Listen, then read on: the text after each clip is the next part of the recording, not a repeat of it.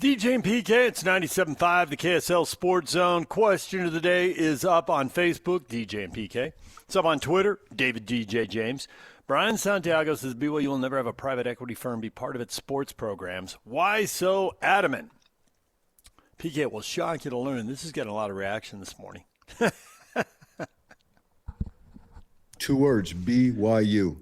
Yes, I suppose it will not shock you to learn that it is getting a lot of reaction. So we've got a segment here on RSL with Pablo coming up here. He'll join us momentarily. And we got the Mammoth scouting report at 9:30, but we will get to this in our final segment, so stay tuned for that. DJ and PK, we're joined right now by RSL head coach Pablo Mastroeni. Pablo, good morning. Good morning, guys. Hello. Hello. Hello, Pablo. There we go. I got him. Hey, guys. Hey, how you doing? Thanks for joining us. Good to hear you. Absolutely. Pablo, sometimes when you tell me something 20 or 30 times, I eventually begin to believe you and hear you. And you have told me many times, more about the process, less about the results. The only way to get the results you want is to have the process that you need. Right. You're 6 games in. The results have been really good, but the process is weird. You've only played 1 time in the last 3 weeks. Now you got to play 3 times in 8 days. San Diego Saturday, Messi will be here Wednesday. Then you go to L.A. the next weekend to play the Galaxy. This process isn't normal. How do you feel like the team's handling it? Are you ready to play your best in a pretty intense stretch here that will trump anything that's come before it? Yeah, no, I think, again, when we speak about process, it's really about how we approach the day-to-day, right? And I think this has obviously been a unique time with the two bye weeks so early in the season. But if you go back to the beginning of the season and you realize that we lost 4 guys about 2 days before our first game, and the guys just carried on. There wasn't a change in behavior. It was really about sticking to what we had to do, what the objective was. And the guys have been great. So, again, I think this is another challenge for us, a 3-game week off the heels of not playing in 2 weeks. And then we'll just see where we're at. But the preparation this week has been great. I think, just talking to the guys, it's really interesting because they said it's really strange because, with the results that we've gotten in the first 6 games, there's still a little bit of tension in the locker room. And I said, well, are you saying that's a bad thing? And they say, well, man, I don't feel like there should be any tension in the locker room. And I said, no, tension's great because tension means that we're doing well, but let's be great. Let's do better. And if you don't have that tension, even when things are going well, then I don't feel like you're a team that's striving to be the best they can be. So it's been really interesting. The training sessions have been great. The attitude's been great. And the fact that there's a little tension in the locker room on the heels of this 3-game week means that they're ready to rock. Sweet, man. I'm going to have to speak to my wife next time we golf because I love tension and she hates it. Now, golf, it might be a little bit different, PK. I don't know. I'm not good enough to say one way or the other. That's the essence of that relationship, by the way. Just in case you're wondering, PK plays radio sometime. He was giving you 100% truth right there. I thrive on tension. Jersey. Somebody's from Jersey and somebody's not from Jersey. That's all you need to know. That's right. You talk about that tension in the locker room, and we often hear, you have to have some player-led leadership in addition to the management. And we hear, get the savvy veterans. I'm wondering, in your situation, savvy veterans are nice and all that, and they can provide the leadership. But because of the nature of your team where you got so many young guys, I mean, literally boys practically, if a kid like Luna, who is not that old himself, but compared to a teenager he's been around, if that helps get better leadership, almost like a peer rather than somebody who might be in their 30s. Right. Yeah, no, I think that's a great point. I think Luna's been added to the leadership group this year. Obviously, he's been playing great, and this is obviously a big year for him. And in particular, this week, there's been a change in Luna and the way he's approached really, the start of the training, the whole training, and how he's leading in a different way. And I think it's a great thing to see on the cusp of the national team being named. But he's really picked it up a lot, and it's been really interesting because there's a case where we're in training and Luna said, I said, well, Luna, why don't you go to the left side? And he said, well, is Gozo going to the left side? And I said, no, Gozo's staying on the right. He goes, well, I can stay on the right. I like playing with Gozo. So and now Gozo hears that and Gozo gets a lift, so leadership is also, I think, understanding that, that everyone's flowing, everyone wants to play with each other, whether you're an old player or, like in Gozo's case, a younger player who's doing extremely well. And so when you have Luna saying that I want to play with Gozo, and Gozo hears that, I mean, that's a pretty powerful leadership moment that kind of brings everyone together.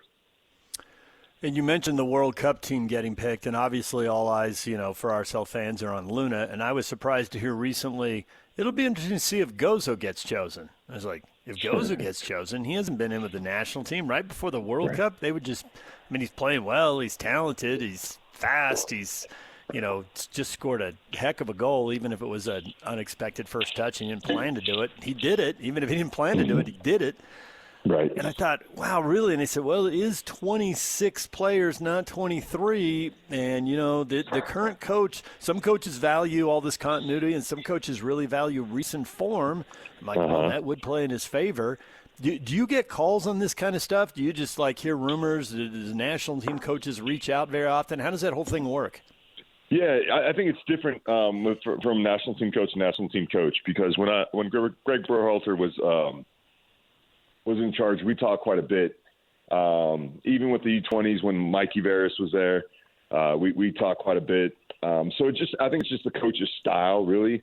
And I think in this case, I haven't spoken to Mauricio or anyone from the camp since the last time they were in town, observing Luna. So I think in this case, it's more, just keep your cards close to your vest, because I think, if they're trying to be as fair and objective with everything. And, if they talk to one player, these players all talk, right? So although they play on different teams, they all communicate. And so if one person goes, hey, I just heard from Mauricio, and they're like, well, I haven't heard from it. And all of a sudden it might send a negative message to what's actually going to happen. So, but I haven't heard anything from Mauricio. And to your point about Gozo, there could be a space for him and it'd be a wild card. And the great thing about, Gozo's a wild card is I'm going to tell you, even at that level, if you were to go and play in a game, there would be no thinking as far as I can't mess up. Gozo's going to be Gozo. He's going to shoot from areas where most people won't shoot from. He's going to take people on when it's probably not the best decision and still get away with it. So, youth is beautiful in this, as we're seeing this year. I know you've had this time off, and it's unusual to have this much time off, and I think you were scheduled to have some type of a scrimmage last week. I'm wondering how you handled conditioning to stay as sharp as you could, collectively speaking, as far as the time off, but then also have the conditioning to be able to play the bunch of games here in a relative short period of time. Right. No, I think that's a good question. And we have a great performance staff that kind of oversees all that, right? And so we've kind of put all the things in the equation as far as time away and what numbers we want to get to. So we did a 70-minute scrimmage at last Friday, and then gave the guys a couple days off to enjoy the weekend so we can start a normal 5-day lead-in as we typically do when we have home games for the San Diego game. And I think there's always a balance to strike. I think the thing that we look for, PK, is the amount of the meters per minute is something that we look at every day in training. So meters per minute, how many meters are you covering in a minute? And we like to keep it at above 110 to 120, between 110 and 120 during the week. So that means when they're working, they're working extremely hard, and then there's rest periods. And so we at this point of the season, we have a good barometer as to what has been successful for us so far this year, as far as how much to train in that zone. And then our sports performance guys break it down. And then, if one day we go a little extra, we'll take some meterage off the next day. And so this one is a lot of science, where I usually say it's more art than science. This one's a lot of science. And And then the art part of it is, at the end of the last game, we cut it like a minute and a half, 2 minutes short because the guys were dying. They were really going for it, and we didn't want them to overexpose themselves. So then the art part was, let's cut it shorter than the 35-minute halves, we said. You know, there's an old thing in sports, you can't lose your job because of an injury. And then there's other people who are like, I'm going to play the best guys. I don't care. I thought Victor Olatunji was written in stone. He's one of the guys you talked about who got hurt just days before the season opener, and he could not play for weeks because of his eye. When he came back, you've had him coming off the bench. And you got 3 games in 8 days, so you're going to have to play everybody, and actually at that position you might even have to start multiple people. How do you view his role going forward, given the fact that Serge Salon's in front of him has been playing really well, scoring goals, creating lots of chances, and seems to like to defend, which you obviously prioritize that as well. So how are you deciding how you're going to handle this? You are getting a little bit of a gift with 3 games in 8 days. You can kind of keep everybody happy with some minutes. Yeah. Well, I think that's it, DJ. You know, I think, again, it's the hardest thing for players and even, I guess, fans at times, too, to kind of wrap their arms around is that this is such a long season, you know, and I'm always communicating like, listen, you know, in Serge's case with Victor, is like he's playing really well. He's a young player. We're going to need him in big moments this year.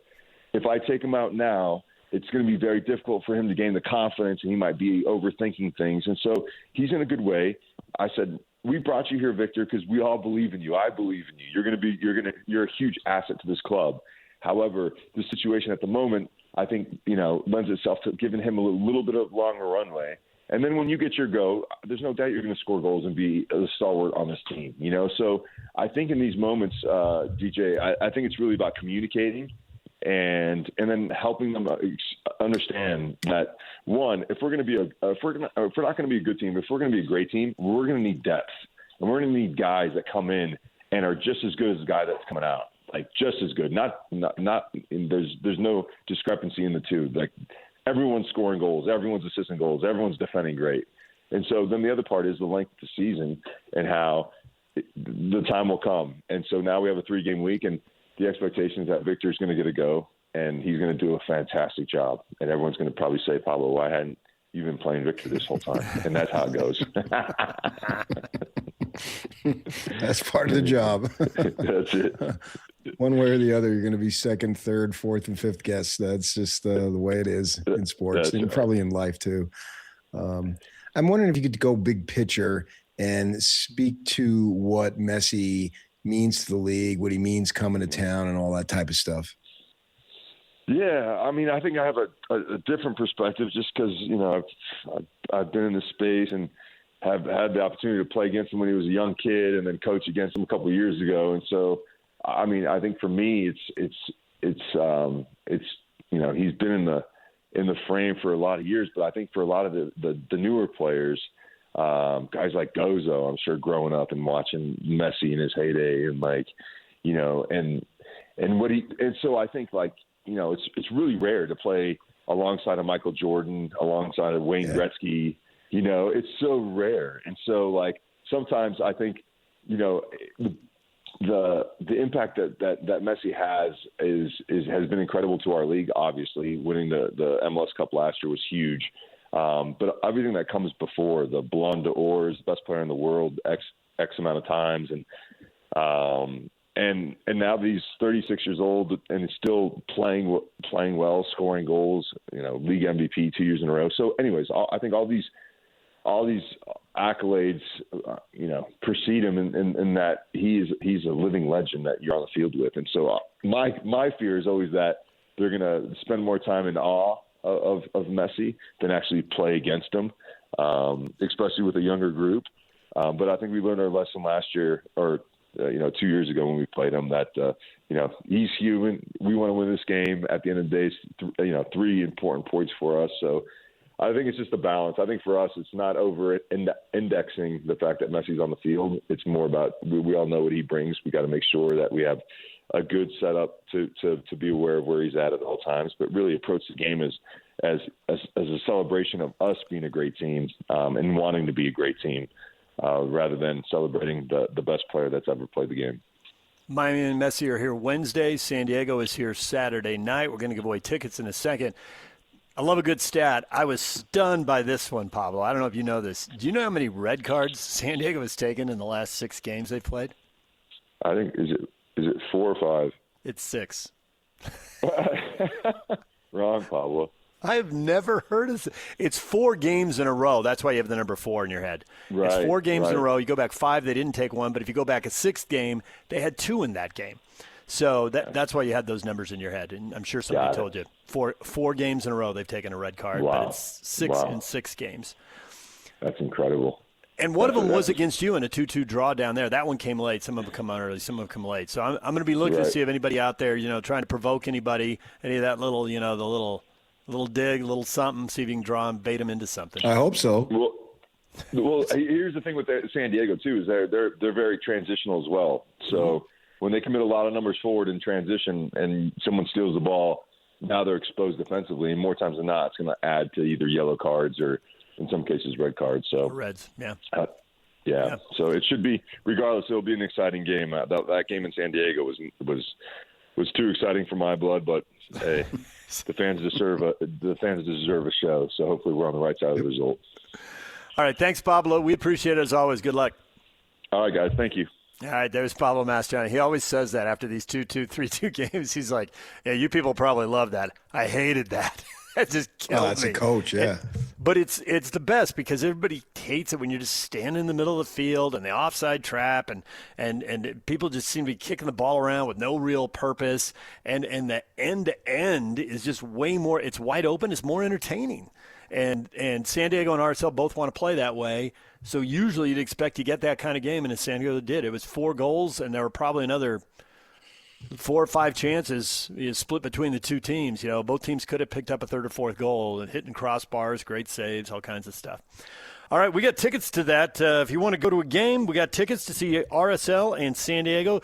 Tomorrow night, America First Field, 801-575-ZONE. Call right now. Caller 12, 801-575-ZONE, 801-575-9663. A 5-pack of tickets to go see RSL and San Diego. The weather's supposed to be warming up. Good thing they didn't have games Thursday or Friday. That was rough, but we're on the upswing. Blue skies today, and here we go. All right, DJ and PK, we had to take a break. When we come back, time to go to Vegas, get a scouting report on the playoff series. It starts Sunday night, the Utah Mammoth, the Vegas Golden Knights. Stay with us. We're going to Vegas next. This is JJ and Alex. I got this.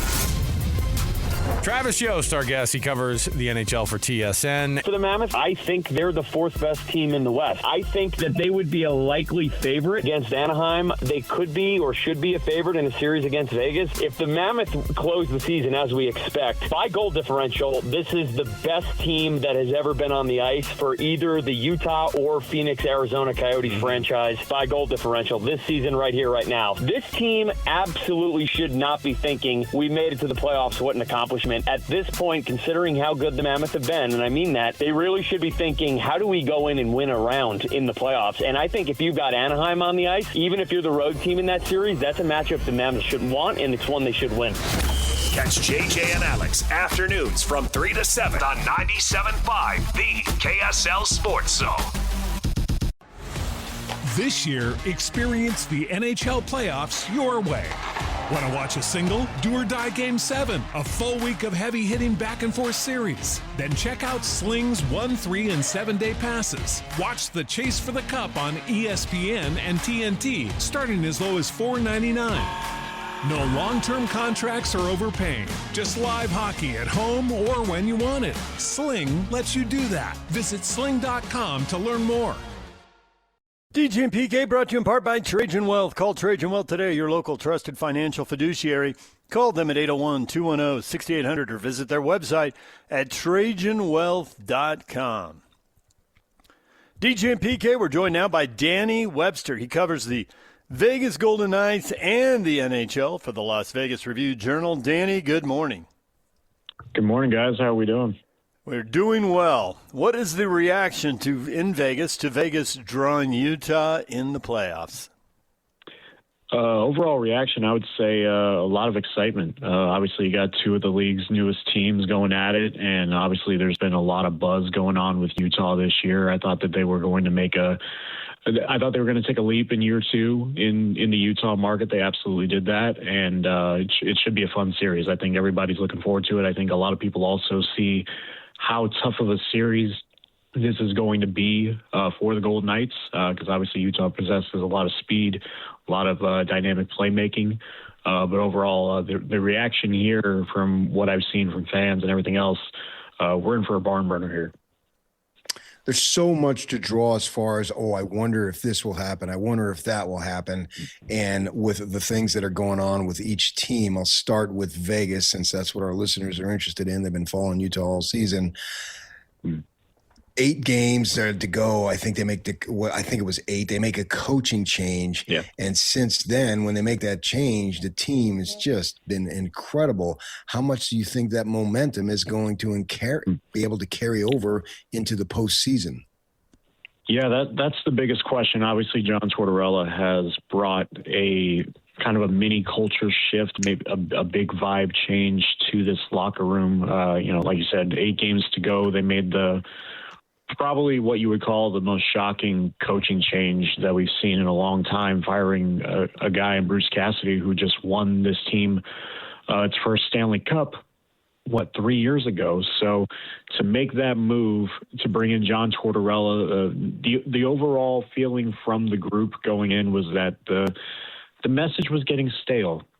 Just the overall delivery of the message from Bruce Cassidy just wasn't getting there. And they felt like they needed someone to come in and kind of, I guess in a fiery John Tortorella-like way, bring that message across and bring a mindset that this team is a lot better than what they were 74 games into the season. And so far, like you said, 8 games through this coaching change, John Tortorella has instilled a confidence in this group that they can go into the playoffs and be the Stanley Cup contender that they set out to be at the beginning of the year. Now, whether it carries to the playoffs, I mean, that's the biggest question, because you went 7-0-1 to close out the regular season and everything's good and you won the division title again and, the vibes are high, but how does this team respond to adversity once their backs are against the wall? Like, if this is a 2-2 series going back to Vegas for Game 5, which I expect it will be, how do they respond? And obviously this is a group that's won a Stanley Cup. This is a group that has been battle-tested before many, many times. But I'm curious to see how Tortorella impacts this team as far as when their backs are against the wall. How do they handle that? How does he handle that, knowing that he's only been on the job for 3 weeks? So it's going to be very interesting to see as this series progresses and as the playoffs progress, if they get far, how they react to that. Well, he screams and yells at him, right? Isn't that what he does? That is what he does. But you know what? So far, like I said, 7-0-1, and even talking to the players in the room, that hasn't really been a thing. Like, he's kind of been in a position, John Tortorella is, where he doesn't have to come in and put his stamp on things. He hasn't had time to change the X's and O's of what they've been doing. He's pretty much just saying, okay, he told me essentially that he's coming in as like a guidance counselor, where he's just coming in, kind of putting his words in the right spot, know when to pick his spots, when to say something, when to not, and let this veteran group that's been there, done that, kind of take the reins and figure it out on their own. And so far, 8 games, and they've gotten points in all 8 of those. So far, that's kind of worked out. Been there, done that is a great expression for a lot of reasons. It can mean a lot of things, and they have been there and done that as far as hoisting the Stanley Cup, but they've also been there and done that and crashed out in the first round 2 years ago when they were the defending champs. And last year they did win a series before they got knocked out in 5 by the Oilers. I think it was 5 by the Oilers last year, if I remember right. Yeah. So Are they carrying a little piano as far as postseason history? They've been disappointed and all that, or are they still carrying, hey, we're the guys who won the Cup, we can do this again?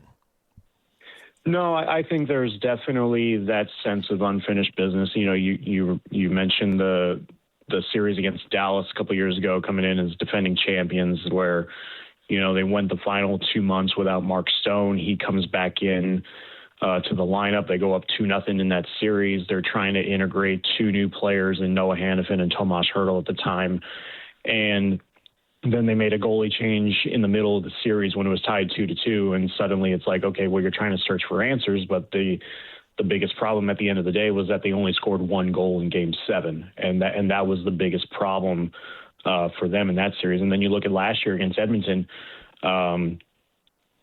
they fall behind 2-0 in the series. They win that miraculous Game 3 at the buzzer, but then they go Games 4 and 5 without scoring a goal, and their season ends by getting shut out twice in back-to-back games against Stuart Skinner. Now, I know that obviously does not sound good on paper, and it probably never will in the grand scheme of things, but I think ultimately that's one of the reasons why this coaching change needed to happen. And it's not because of Bruce Cassidy's ability to coach. He is definitely going to land a job at some point in the near future. But the way that they were playing and the way that they were trying to attack the net, especially before he got fired, it looked a lot similar to how the playoffs ended the last 2 years. And if you're going into the playoffs again, and you're only scoring, 2-3 goals a game with the level of talent on this team, you're not going to get very far. And what you've seen under Tortorella through these 8 games is an attack mindset, a playing north mindset, and that's why they've been able to average about 4.2 goals per game since then. So I think, in a sense, this coaching change also heightened this sense of how can we get pucks on net, and how can we do it in a way that's going to reflect in the playoffs? And I think you're starting to see over these last 8 games, they're starting to score those playoff-type goals that they were not scoring the last 2 years. So that's going to be another interesting thing I'm going to look for as this series goes on, is are they able to score the goals that they could not score last year, and will that be enough to make them go, to help them go on a deep run where they hope to get to the Western Conference Final at least? I saw your prediction was Vegas in 6. I'm wondering, I'll put a theory by you, see what you think about it as far as that prediction, some of your reasonings, that if you take a look at Utah's best players versus the Knights' best players, that there's far more experience from the best players on the Vegas side versus Utah. And we'll see how Utah develops over the next 2 to 3 years, and maybe it'd be reversed. But as far as right now, the best players advantage seems to be with Vegas. Is that one of the reasons why you're looking at Vegas to advance? Yeah, I think so. I think ultimately it just comes down to experience. I think, and you can look at really through the Western Conference, even with Edmonton and Anaheim. I think Anaheim especially took a huge leap this year. I don't think anybody expected them to finish third in the Pacific, but even if against a banged up Oilers team, that's still a tough task for a young Anaheim team to come in and face against Connor McDavid, Leon Draisaitl, Evan Bouchard. Like that's a tall task for them. And I kind of see similar things with Utah. Like I said, before the season, I thought that they were going to take that next step and become a playoff team, and they've done that. I think the way that Dylan Guenther has played this year, the way that Clayton Keller has continued to evolve as one of the best playmakers in the league, has definitely been a great thing for just the overall franchise, not even Utah, even dating back to Arizona. Like the fact that he's continued to become this, stellar playmaker has really heightened just how good this team is. But ultimately, I think what it comes down to is just the experience and knowing that, maybe it's not Utah's time yet. And you know what, if they get past Vegas, I have no doubt that they could probably get to the conference final. But I just think when it comes down to it, I think it's going to be a 2-2 series coming back to Vegas for Game 5. And in those kind of games, you rely on the guys that have been there, done that in big game experience. And right now, I just feel Vegas would be in that position to win that kind of a game, and then going into a Game 6, with a chance to close it out, the guys in that locker room know what it takes to get the job done, even in what I'm expecting to be a great environment at Delta Center. So I think Utah is going to definitely put up a fight. I think it's going to be a very fun series, a lot of back and forth, a lot of open ice. But I think ultimately, at the end of the day, I see Vegas just kind of getting that last push over the finish line, and I think they're going to make it they're going to make Karel Vizmelka play out of his mind, I think. And 62, 63 starts this year is no slight on a goaltender, and I do think that will catch up to him going into his first playoff series. Danny Webster joining us, Vegas Golden Knights and NHL writer for the Las Vegas Review-Journal. Do you believe defense wins championships, and do you believe that Colorado, far and away the stingiest team, when it comes to goals allowed, these guys just don't let the puck in the net? 203 goals, 23 better than second-best Dallas. Is everybody in the playoffs just playing until they run into Colorado, or do you think even with their plus 99 goal differential, which is almost double anybody else, that somebody could actually take them down in a 7-game series? I do think defense ultimately wins championships. I mean, you look at the Golden Knights in 2023, that team was predicated on their 6 defensemen and the way that they were able to, play both ends of the ice, and they were able to keep teams to the outside. That was one of the reasons why they steamrolled their way through Florida in 2023. And even if you look at Florida the last couple of years, they invested in their defense, and they had the skill up front, but they were also able to keep teams to the outside and play to their strengths and use their size as far as, closing off the neutral zone and things like that. As far as Colorado, I definitely see that, this might be the first time in a long time you look at a President's Trophy winner and say, yeah, that they're probably going to be, the toughest out in the entire field. But that's also part of it. I think when you look at the President's Trophy in the past, it hasn't happened since 2013 where a team has won that and the Stanley Cup. And I think ultimately when you look at the Central Division side of things, Dallas and Minnesota are going to beat each other up for a 7-game series, which is going to be awesome. And Colorado, all things considered, should have an easy path to get past LA and meet up with one of those two in the second round. But I think with Dallas or Minnesota, whoever gets past the first round and meets up with Colorado, that's going to be the toughest draw for them. And if it is Dallas, then obviously they're going to be wanting to play for Mikko Rantanen. They're going to want to get revenge again for their star winger. And I feel like if they get healthy at the right time with, Heiskanen and Hintz out for a little bit, Dallas, I think, would give them a run for their money. But again, Colorado's another team that's battle tested. They've won before with the majority of this core, so they know how to get it done there. So it's going to be very interesting to see, but I will never rule out the possibility of a team coming in and upsetting the President's Trophy winners just because it has happened far too often, for the last 13 years. Yeah. Well, we appreciate a few minutes. Thanks for coming on and talking a little Stanley Cup playoff hockey with us, because everybody here is ready to get a taste of it, Danny. Thanks for joining us for a few minutes. Not a problem. Appreciate you guys having me. Danny Webster, Vegas Golden Knights and NHL writer for the Las Vegas Review-Journal. Coming up next, your feedback. A lot of people weighing in on BYU. Athletic Director Brian Santiago saying, not gonna do the private equity thing. Not happening. A lot of reaction to that. We will get to that next. Stay with us. This year, experience the NHL playoffs your way. Want to watch a single, do-or-die Game 7, a full week of heavy-hitting back-and-forth series? Then check out Sling's 1, 3, and 7-day passes. Watch the Chase for the Cup on ESPN and TNT, starting as low as $4.99. No long-term contracts or overpaying. Just live hockey at home or when you want it. Sling lets you do that. Visit sling.com to learn more.